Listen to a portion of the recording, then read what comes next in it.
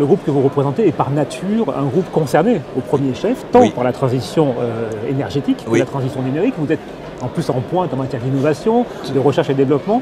Est-ce que vous pourriez effectivement nous faire part de votre regard, de votre façon d'aborder au sein du groupe Michelin, effectivement, cette transition énergétique avant tout? D'abord, sur la transition énergétique, vous avez raison, on est en plein dedans. Et le groupe Michelin y est depuis des années et des années. On a été plutôt précurseurs dans ce domaine. Vous le savez, depuis le début des années 90, nous ne cessons de plaider pour non seulement les économies d'énergie, mais en même temps une mobilité durable, c'est-à-dire environnementale et je dirais efficiente sur le plan énergie. Donc nous n'avons pas arrêté. Et aujourd'hui, comme le thème est devenu totalement d'actualité, Michelin est très à l'aise dans ce débat. La transition énergétique, c'est pour Michelin l'entreprise elle-même. Chaque fois que nous avons des usines dans des endroits où l'énergie locale peut être utilisée intelligemment, nous le faisons. En Auvergne, nous travaillons sur la géothermie, vous le savez. En Écosse, on a des éoliennes à côté de nos usines parce que ça fait du sens là-bas. Au Puy, nous avons une usine dont le toit est couvert de plaques solaires pour pouvoir générer de l'énergie. Donc, vous voyez, partout. De même que cette question de la transition énergétique est fondamentale pour Michelin à cause des ressources naturelles dont le groupe a besoin pour les 30, 40, 50 ans qui viennent. Vous le savez, nous travaillons beaucoup en ce moment sur des programmes de recherche en utilisant les techniques de la biotechnologie qui nous permettent d'imaginer des nouvelles ressources venant de la biomasse ou de la partie, je dirais, biotechnique, qui font que dans l'avenir, nous pouvons diversifier nos sources de matière afin de ne pas dépendre complètement des énergies fossiles, puisque le sujet est au cœur du débat sur la transition énergétique. Donc nous sommes terriblement impliqués dans ce domaine-là, et notamment au niveau de l'innovation et de la recherche.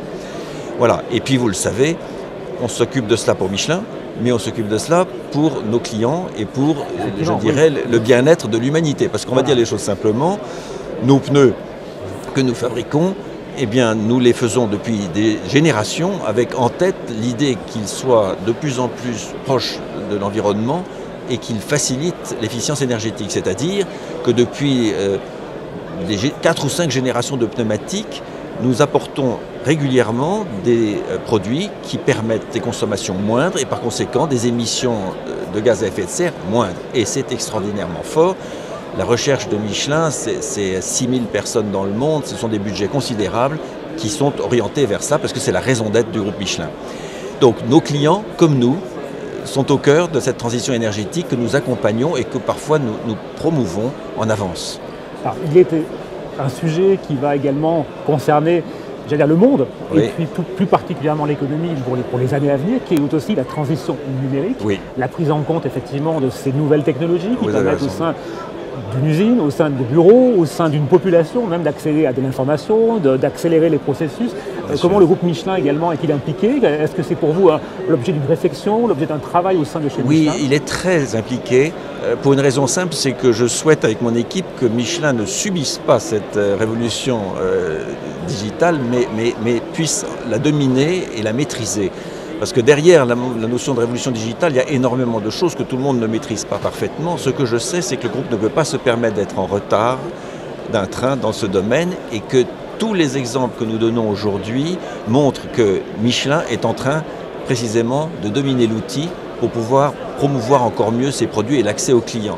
Je vais vous donner un exemple. Le groupe Michelin, bien sûr, produit des pneumatiques, chacun le sait, mais depuis son origine, produit des services autour de ces pneumatiques. Et l'entreprise Michelin est une vraie entreprise de produits et de services. Dans la question des services aux flottes, aux clients en général, quels qu'ils soient, que l'automobiliste, les flottes de camions, les flottes d'avions, etc., dans les mines, nous apportons des services. L'outil digital est en train, en fait, de révolutionner ces services et, de notre point de vue, nous faciliter la tâche pour autant qu'on en domine la substance. Et voyez-vous, lorsque le groupe a fait une acquisition au début de l'année, c'était une acquisition d'une entreprise qui était totalement dans le numérique et qui est en fait une entreprise de service aux flottes.